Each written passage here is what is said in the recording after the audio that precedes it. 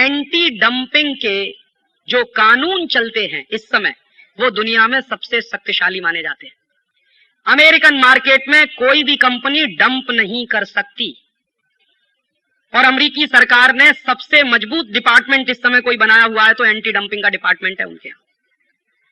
और anti dumping का जो लॉ है अमेरिका में, वो अभी मैंने देखना शुरू किया है कि देखें उन्होंने क्या किया है अपनी डोमेस्टिक इंडस्ट्री के प्रोटेक्शन के लिए। तो आप पढ़ेंगे तो आपको थोड़ा सा चक्कर आ जाएगा कि जिस अमेरिका के बारे में आपको गलतफहमी से प्रचार किया जाता है कि वो फ्री इकोनॉमी में विश्वास करने वाला देश है, अमेरिका 100% प्रोटेक्शन की इकोनॉमी में विश्वास करता है। और उसका सबूत है कि उन्होंने अपने देश में एंटी डंपिंग का कानून जो कभी बनाया हुआ था, उन्होंने 40 साल पहले उसको रिन्यू किया है और उसको इतना सख्त बना दिया है कि दुनिया के कोई भी देश का माल अमेरिकन मार्केट में डंप नहीं हो सकता। और अगर आपने डंप करने की कोशिश की तो वो आपको सबक सिखा सकते हैं। फॉर एग्जाम्पल, एक बार हिंदुस्तान के स्कर्ट्स एक्सपोर्ट करने वाले लोगों ने अमेरिकन मार्केट में स्कर्ट्स को डंप करने की कोशिश की, तो अमेरिकी सरकार ने बहुत सख्ती के साथ अपने कानून का इस्तेमाल किया उसका, और उसका नतीजा क्या निकला? दो तरह से उन्होंने इस्तेमाल किया। एक तो पेनल्टी लगा दी जो इंडियन एक्सपोर्टर्स अमेरिकन मार्केट में काम करने वाले थे, दूसरा इंडियन स्कर्ट्स के बॉयकॉट का नारा भी दे दिया बिल क्लिंटन ने। और एक दिन बिल क्लिंटन ने वॉशिंगटन डीसी चौराहे पर इंडियन स्कर्ट्स की होली जला दी और पूरे अमेरिकन लोगों से कहा कि बॉयकॉट अमेरिकन स्कर्ट्स। क्यों? क्योंकि वो डंप कर रहे हैं हमारे मार्केट में। तो इंडियन एक्सपोर्टर सीधे हो गए, जो डंप करने की कोशिश कर रहे थे वो बिल्कुल सीधे हो गए। और अब अमेरिकी शर्तों पर यहां से स्कर्ट जा रहा है। और आपको मैं जानकारी दे दूं कि यहां से जितना स्कर्ट जा रहा है अमेरिका में, उसका कोटा फिक्स है। बहुत कम लोग ये बात जानते हैं। हिंदुस्तान से जितना बेस्ट क्वालिटी का टेक्सटाइल और कपड़ा अमेरिका में जाता है, यूरोप में जाता है, उसका कोटा फिक्स है। और आप उस कोटे से 1% ज्यादा नहीं डंप कर सकते उनके मार्केट में। एक तरफ अमेरिका हमसे ये उम्मीद करता है कि तुम तुम्हारा पूरा बाजार खोल दो, तुम अपनी डोमेस्टिक इंडस्ट्रीज को प्रोटेक्ट मत करो। दूसरी तरफ अमेरिका अपनी डोमेस्टिक इंडस्ट्रीज को प्रोटेक्ट करने के लिए कोटा सिस्टम आज भी चलाता है। और हमारे पास सबसे ज्यादा एक्सपोर्ट करने लायक है क्या? हमारे पास एक्सपोर्ट करने लायक सबसे ज्यादा अगर है तो या तो टेक्सटाइल है या हमारे पास कुछ प्राइमरी प्रोडक्ट्स हैं। दोनों ही स्थितियों में उन्होंने कोटा फिक्स कर रखा है, आप इससे ज्यादा कर नहीं सकते। और कैसे अमेरिकन इंडस्ट्रीज को प्रोटेक्ट किया है अमेरिकन गवर्नमेंट ने, उसकी समझ देखिए, सूझ देखिए कि भारत से कालीन निर्यात होता है, गलीचा, पता नहीं मराठी में उसको क्या कहते हैं मुझे मालूम, कारपेट। तो कारपेट हमारे देश से बेस्ट क्वालिटी का एक्सपोर्ट होता, अमेरिका में जाता, यूरोप में भी जाता।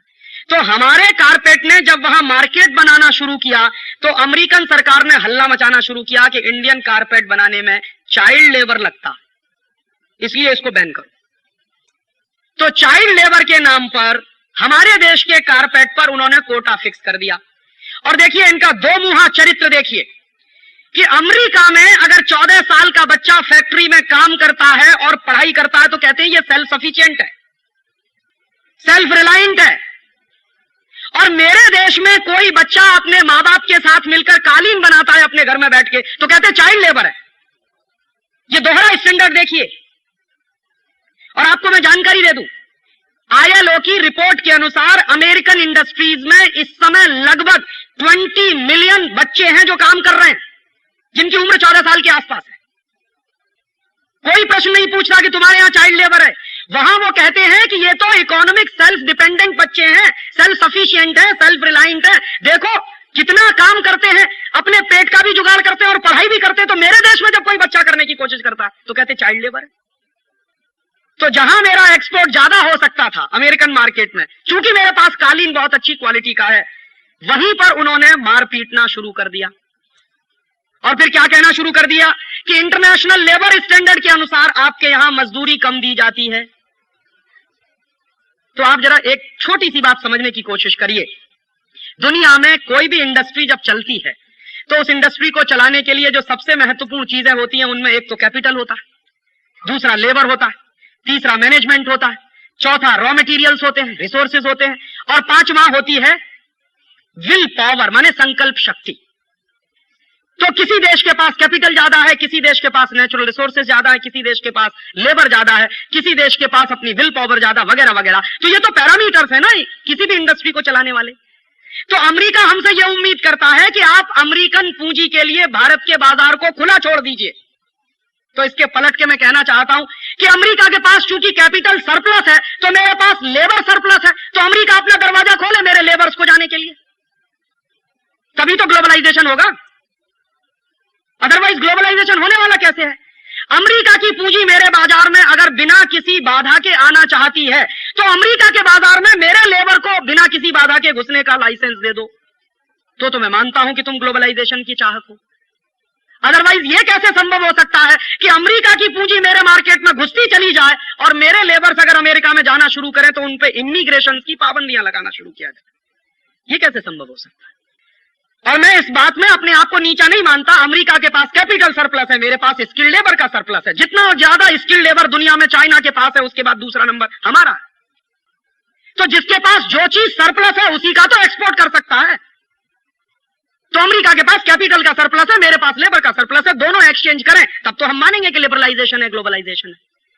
और आपकी जानकारी के लिए बता दूं कि अमेरिका ने अपने इमिग्रेशन के कानून बदलना शुरू कर दिया है, यूरोप ने भी शुरू कर दिया है।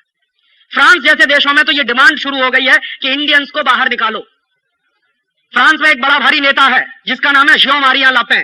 जियो मारियां लापें प्रेसिडेंट का कैंडिडेट है इस बार, और वो कुछ वोटों से हारा। अगर वो जीत गया होता इस बार फ्रांस के इलेक्शन में तो मार मार के इंडियंस को उसने बाहर निकाल दिया होता, जियो मारियां लापें ने। उसकी पूरी पॉलिटिक्स इसी पे चलती है कि फ्रांस को बर्बाद कर दिया एशियन लोगों ने, इंडियंस लोगों ने, क्योंकि सस्ते दाम पर वहां मजदूरी करने को तैयार हो जाते हैं।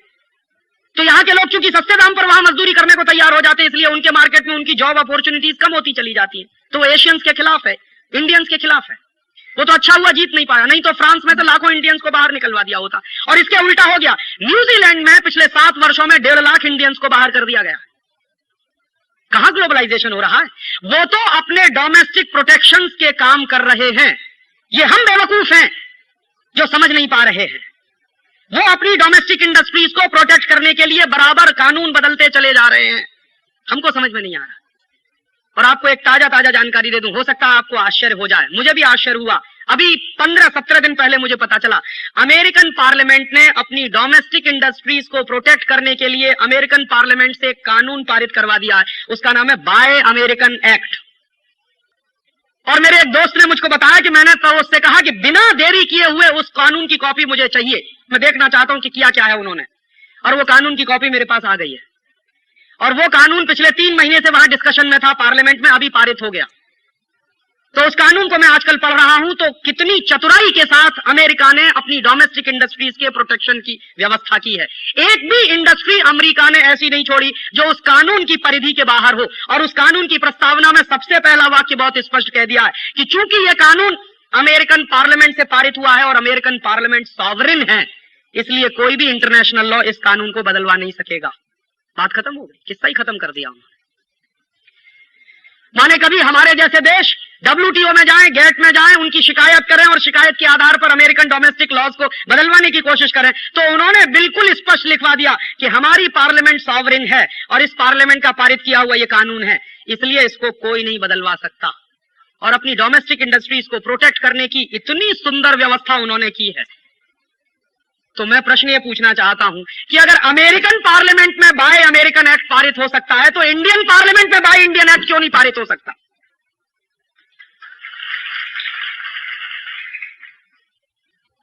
और अमेरिकन पार्लियामेंट में जब बाय अमेरिकन एक्ट पारित हुआ है तो हिंदुस्तान में लिबरलाइजेशन, ग्लोबलाइजेशन के समर्थकों ने चू नहीं मुंह से निकाला, और ना अंतर्राष्ट्रीय अर्थव्यवस्था का समर्थन करने वाले अर्थशास्त्रियों ने चू किया मुंह से। एक तरफ ये बात कहने वाले लोग हैं कि हम फ्री वर्ल्ड चाहते हैं, फ्री मार्केट चाहते हैं, फ्री इकोनॉमी चाहते हैं, दूसरी तरफ American parliament bye American act पारित करवा रही है। कोई नहीं बोल रहा है इस पे। और मैं आपको बता दूं कि अगर मेरे देश में बाय इंडियन एक्ट पारित हुआ तो मेरे ही देश में ऐसे लोग हैं जो इसको गालियां देना शुरू कर देंगे कि आप इंडस्ट्री को प्रोटेक्ट कर रहे हैं। लेकिन अमेरिका में एक भी सेनेटर नहीं है जिसने इसके खिलाफ कुछ किया हो। और आप ये जान लीजिए, रिपब्लिकन्स और डेमोक्रेट्स दोनों की सहमति से यह कानून पारित हुआ अमेरिकन पार्लियामेंट में। किसी भी अपोजिशन के एमपीज ने वहां विरोध नहीं किया इस कानून का, सबने एक सहमति से उसको पारित कराया, क्योंकि अमेरिकन नेशनल इंटरेस्ट है इस कानून में जो प्रिजर्व होते हैं। तो हम हमारे इंडियन इंटरेस्ट को प्रिजर्व नहीं कर सकते क्या? अगर हम करना शुरू करेंगे तो लोग कहेंगे आप 18वीं शताब्दी में ले जाना चाहते हैं इस देश को। ऐसे लोगों की कमी नहीं है इस देश में।